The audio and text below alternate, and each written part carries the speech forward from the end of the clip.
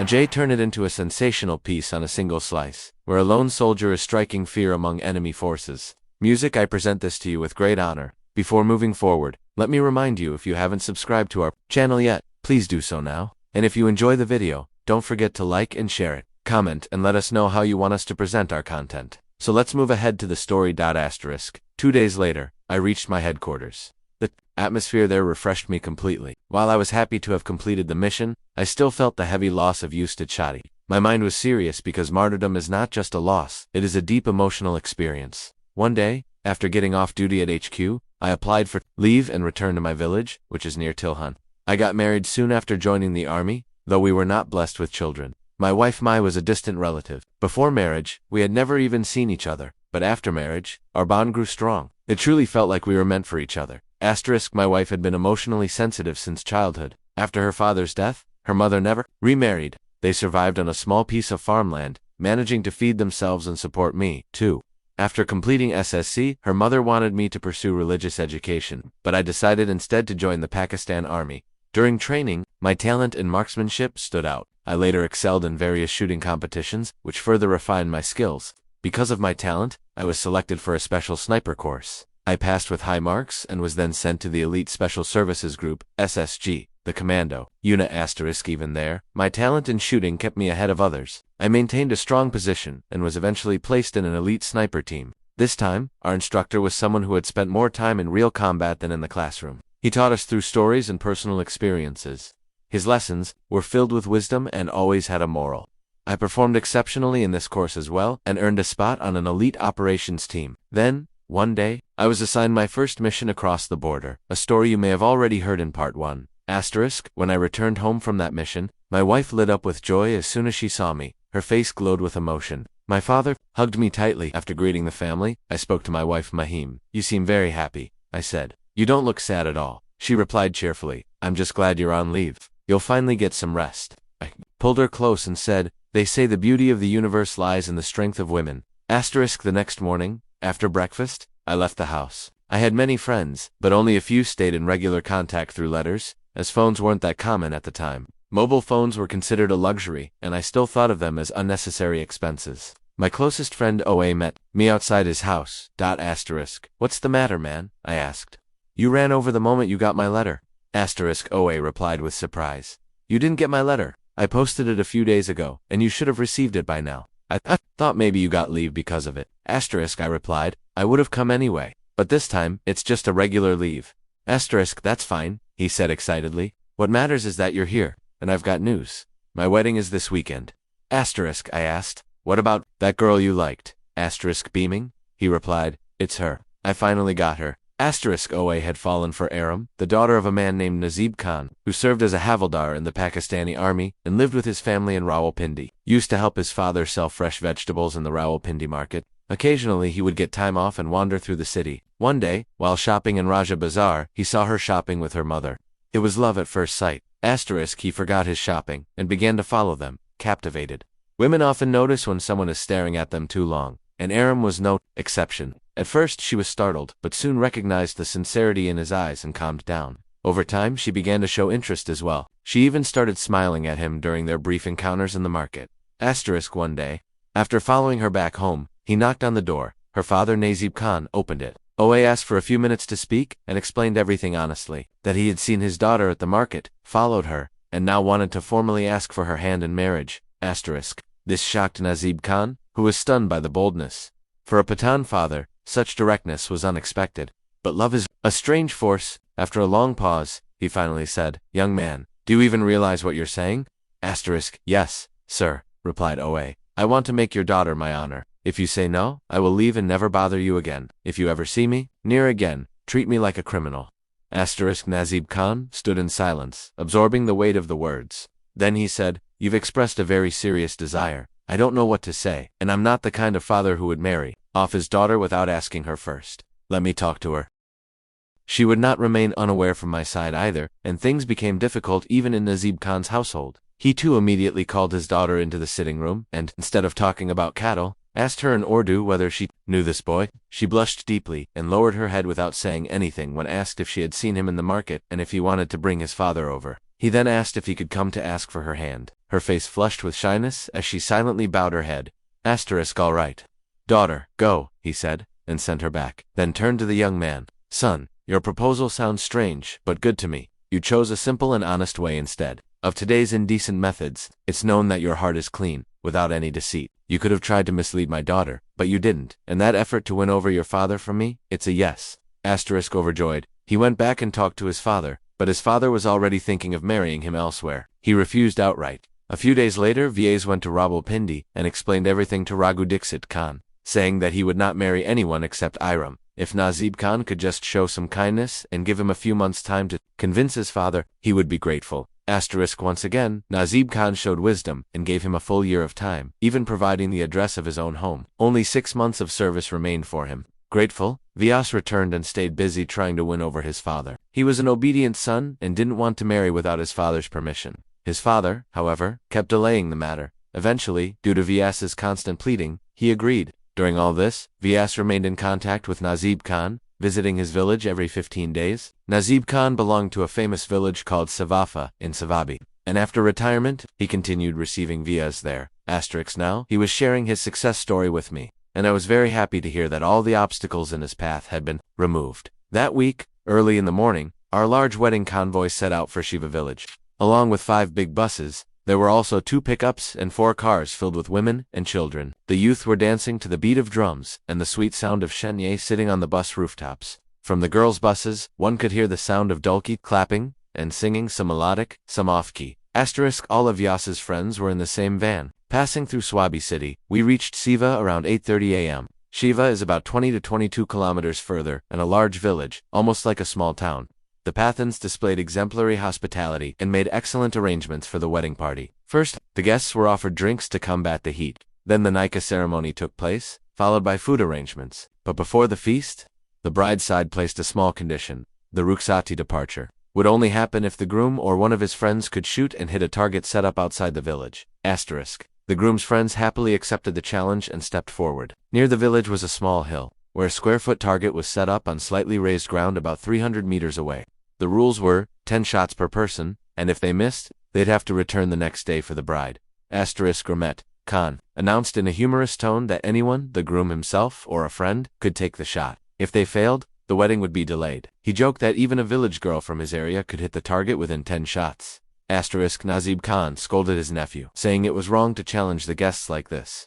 But he didn't listen. His nephew, who was the same age as Awazi, the groom, seemed to be jealous and was looking for a way to sabotage the wedding. He made sure to push this challenge forward. As the game began, Vyas and his friends stepped forward. Although none were expert shooters, Ramet Khan's taunts couldn't be ignored. He waved his hand toward the groom mockingly and challenged again, saying, "Is good marksmanship the sign of manhood?" I asked, "So are you saying that anyone who can shoot well is better than someone who cannot? If someone hits the target, does that mean he's better than you?" He replied, "Of course. If any of you can prove to be better than me, not just by claiming to be a man but by demonstrating it, then I'll accept it." His words made even Nazib Khan angry. Ramat Khan, you're going too far. Come on, forget this whole target shooting nonsense. I am the father of the girl, and I don't consider any such condition necessary for her marriage. Ramat Khan responded, "Sir, your daughter is dear to us too, and we are not short on marriage proposals for her that we should feel forced to give her away under your conditions." Nazib Khan moved angrily toward him, but I quickly held his hand. "1 minute, sir. Please don't get angry. I'll settle this issue." Saying this, I took the weapon from Vyas's hands and turned toward Ramat Khan. Since you have now forced us to prove our manhood, let's put an end to this. His face turned pale and confused. He asked sarcastically, "So, will you hit 3 glass bottles with 10 bullets?" I said boldly, "At least set up the bottles." He gestured to one of his friends to place the bottles at the target area. Excitement rippled through the wedding crowd because the matter had now turned into a direct challenge, not just a traditional ritual. He was staring at me with intensity. And why wouldn't he? After all, this was about his bride. That girl had lived in his heart for God knows how long. And now, because of a ridiculous tradition, their union was being delayed by 24 hours? He knew I was a soldier and that I was well versed with rifles. Still, hitting a small target from such a long distance seemed nearly impossible to him. As the boy returned, I dismantled the rifle, took out all 10 bullets, loaded 5 into the magazine, and threw the remaining 5 toward Ramat Khan. In the same mocking tone, Ramat Khan asked, "So, You're going to hit 3 bottles with 5 bullets? I nodded and said, no. The first 2 shots will be test shots, just to check the accuracy. If manhood is about hitting a precise target, then every shot must count. It's easy to hit your friend when emotions take over. This time, Ramet Khan had turned pale. He muttered, but it's impossible to hit 3 bottles with 3 bullets. I replied, that's my headache, and I sat on the ground to prepare. All right, he said, if you hit even 1 bottle with 3 bullets, you win. But if you miss all 3, you go home empty-handed. Before he could finish, Vyas anxiously called out, Zishan. I replied in a calm tone, don't worry, Vyas. Today I'll take your bride home. My words brought proud smiles to Nazib Khan's face and those of his relatives standing nearby. If it had been my own rifle, the task would have been easy. But using someone else's rifle to hit a distant target was extremely challenging. A 30-inch deviation to one side is enough to miss entirely, and the rifle plays a vital role in shooting accuracy. Target shooting is a complete science. The shooter must pay attention to many factors, and the weapon's quality matters just as much. In the army, before any competition or even routine shooting practice, soldiers always calibrate their weapons. Calibrating means the rifle must be adjusted so that the bullets hit the exact target. Timing plays a crucial role in this, and in the military, no one ever lets someone else use their personal rifle. For a good marksman, gauging my position wouldn't be difficult, and I had complete confidence in my aim. I targeted a small stone lying far in the distance, and holding my breath, pulled the trigger. The bullet hit the right corner of the stone, causing it to shift slightly. That meant the rifle was pulling shots to the right. I then aimed at the left corner of the same stone. This time, the bullet hit exactly in the middle, splitting the stone into 2. I turned to look straight into Ramet Khan's eyes and said, first the right bottle, then the left. And I started aiming again. The best thing was that there was no wind at that moment. Wind greatly affects a bullet's trajectory. Even better, the sun was shining behind me, which helped with visibility and aiming.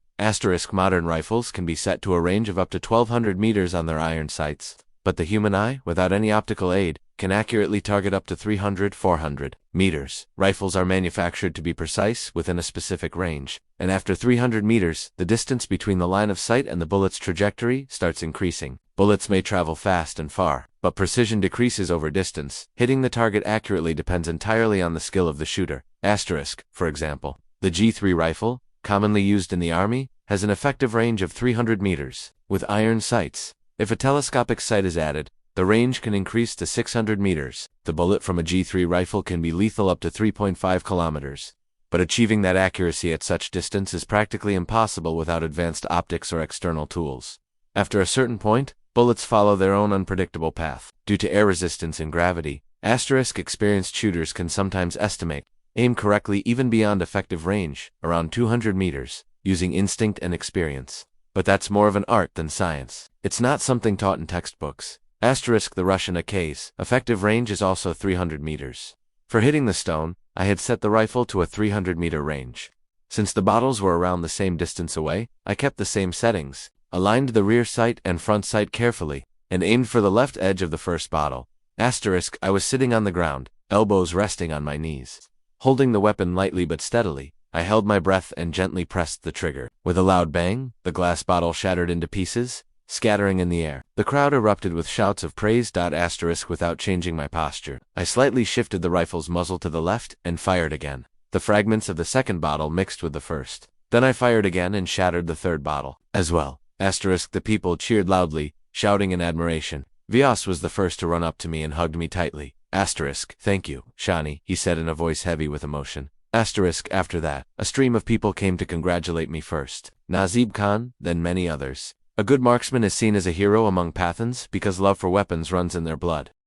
Even Ramet Khan, though defeated, praised me sincerely. He had become bitter toward me, but it was also clear from his eyes that they now carried a message of hatred. I had nothing to do with his love or hatred. I shook hands only out of courtesy. I could have used many sharp words against him, but the real answer was my marksmanship, which had already served as a perfect slap to his pride. After that, I didn't see him again until we departed. A gentleman came up to me, patted me on the back and said, brother, today you fulfilled the bride's family's challenge, just like Yusuf Khan did in the old tales.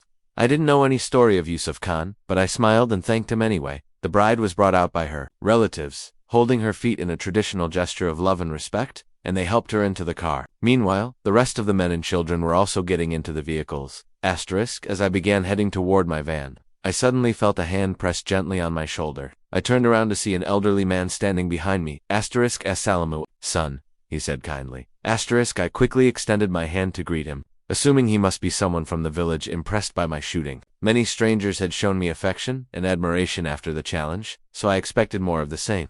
But then, the old man shook his head with a look of disappointment. He said in a calm, almost sorrowful tone. Son, what you're proudly calling your accomplishment is, to me, nothing more than a display of careless shooting between 19 and Amos. If you're honest, you knew after the first shot where the bullet was landing, so firing the second shot only shows a lack of confidence in yourself. The wind was calm, the light was perfect. Then why did you need the second shot? Do you even understand how much a single bullet means to a sniper? The first shot hit the bottle in the middle. The second bullet landed on the right shoulder of the second bottle. The third one hit the left edge of the third bottle. One personally went and checked. What kind of sniping is that? That's not sniping, that's amateurism. After your first shot, you took 10 to 15 seconds to take the second shot. In real sniping, you should have taken the next shot within 1 to 2 seconds. And unlike a sniper rifle, you were using a semi-automatic weapon. The delays and adjustments clearly showed that you weren't confident. His words made me suddenly realize that I was standing in front of someone far more experienced. He had observed everything with precision, and he was absolutely right. A good shooter should be able to place all shots in the same spot from the same rifle. I had taken longer than necessary, and in truth, I had adjusted my aim more than I should have. I replied humbly, "You are absolutely right, sir. It's just that, as they say in the land of the blind, the one-eyed man is king." That was me today. Next episode, coming soon.